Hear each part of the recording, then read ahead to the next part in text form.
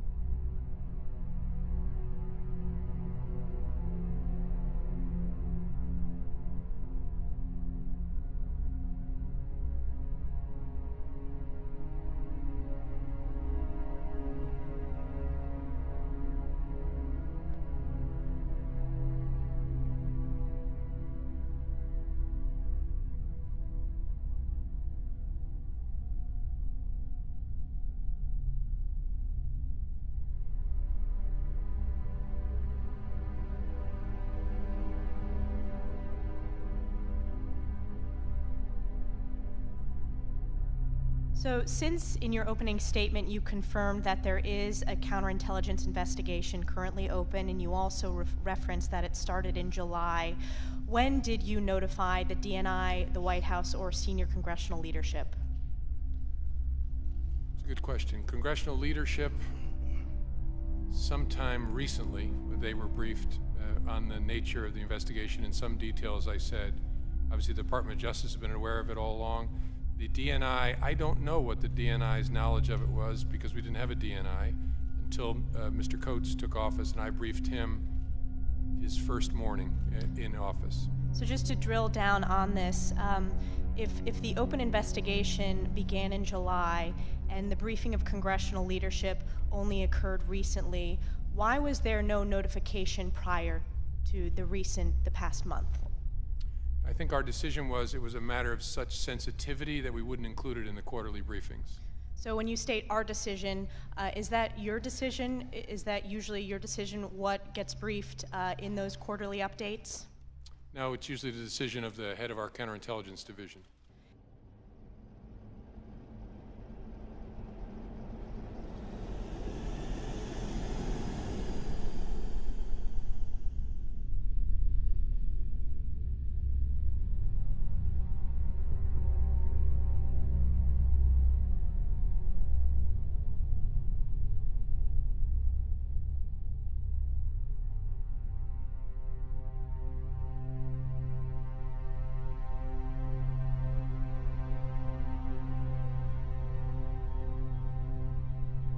And just, again, to get the detailed on the record, why was the decision made not to brief senior congressional leadership until recently, when the investigation had been open since July, a very serious investigation? Why was that decision made to wait months? Because of the sensitivity of the matter.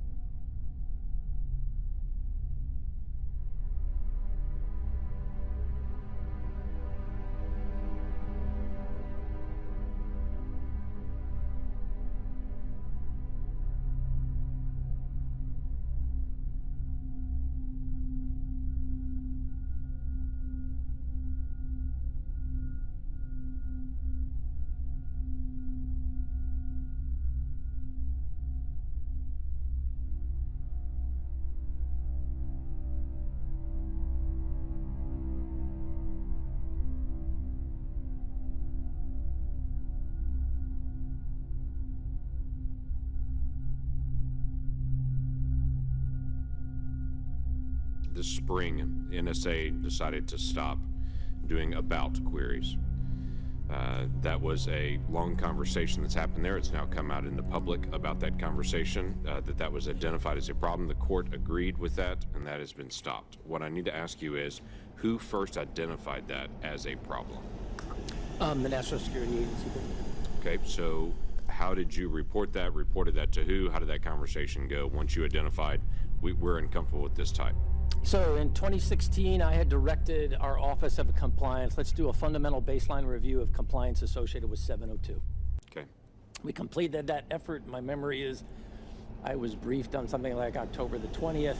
That led me to believe the technical solution that we put in place is not working with the reliability that's necessary here. I then, from memory, went to the Department of Justice and then on to the FISA Court at the end of October. I think it was something like the 26th of October, and we informed the court we have a compliance issue here, and we're concerned that there's an underlying issue with the technical solution we've put in place. We told the court we're going to need some period of time to work our way through that.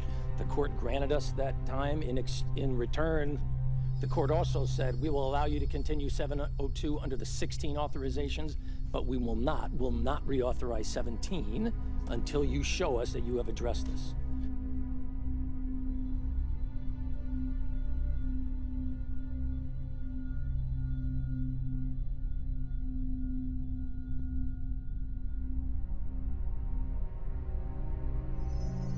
Mike Rogers says, okay, let's do an audit.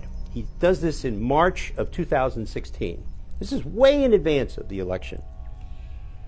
He then discovers, as a result of the audit, that the FBI has been sharing this secret data about Americans with not other government agencies, but private contractors. Some of those contractors apparently work for the Democratic National Committee. Some of them work for Fusion GPS. Mr. Rogers, Admiral Rogers, says, okay, the court, the FISA Court, the Foreign Intelligence Surveillance Court, has been lied to. They have not been told about this. And things have been told to them which are not true. He said, I'm going to the court. I'm going to tell the court. Rogers goes to the court on his own and informs the court about these problems. Now, prior to him being able to do that, the Justice Department and the FBI learn about what he's done, about the audit and what he's discovered. And so they go to the court first to inform the court that they have discovered these problems with illegal activity. Doesn't make any difference. It's too late. The court now knows what has happened. So he goes to the court, they go to the court, and then in April of 2016, the FISA Court issues this 99-page opinion, which I'll bet you didn't even know about until I talked about it this morning. This opinion describes illegal activity by the FBI, illegal activity by contractors, and it calls it the improper disclosure of raw intelligence about Americans to unauthorized individuals. All of those things that the Bureau did and the contractors were crimes. Now, you wouldn't think, this is a public document now. It's been declassified. You have not seen a single story about this in the Washington Post or the New York Times. So, with this in hand, and remember, Rogers knows all about this before the election. So as soon as the election is held, Rogers determines that since there is now a president-elect who has been spied upon, he knows that Trump was the subject of a plot. So Admiral Rogers goes to visit President-elect Trump in New York in November of 2016, on the 17th of November. He's the head of the NSA. He briefs the president. And it is after that briefing, the very next day, that President-elect Trump moves his entire staff out of Trump Tower to Bedminster, New Jersey, where his golf club is, and that's where the transition team stays until Trump Tower is debugged. What Admiral Rogers did was, and this is why the president said that President Obama had wiretapped him. Rogers, on that day, November 17th, briefed the president about the illegal activities which had been reported to the Foreign Intelligence Surveillance Court earlier in the year. And the president knew what had happened at that point. Now, interestingly enough, when the outgoing administration found that Admiral Rogers had gone to New York, the DNI, the Director of National Intelligence, John Clapper, and John Brennan, the Director of the Central Intelligence Agency, asked President Obama to fire Admiral Rogers.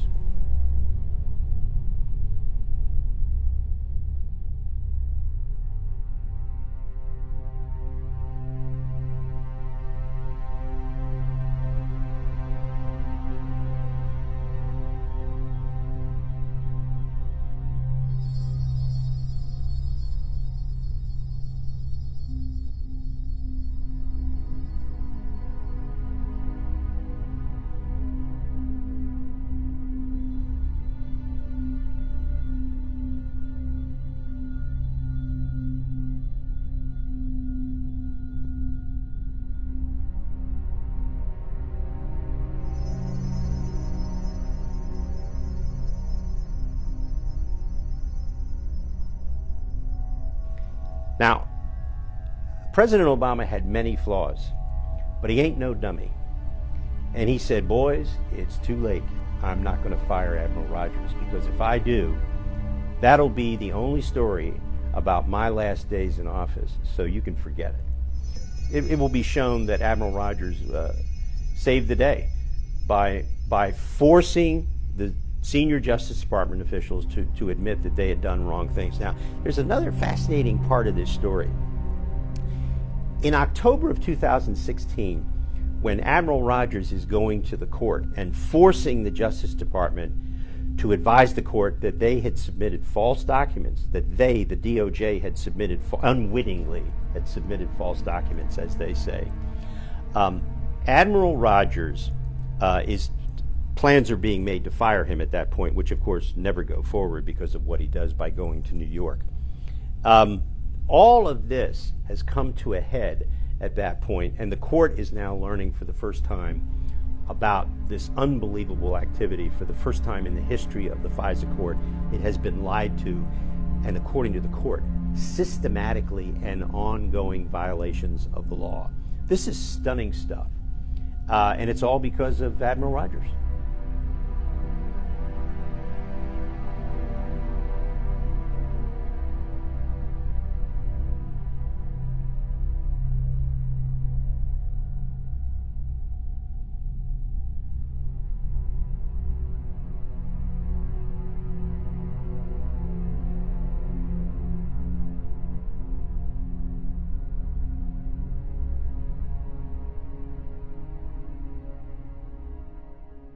He's the president of the United States. He has information and intelligence that the rest of us do not.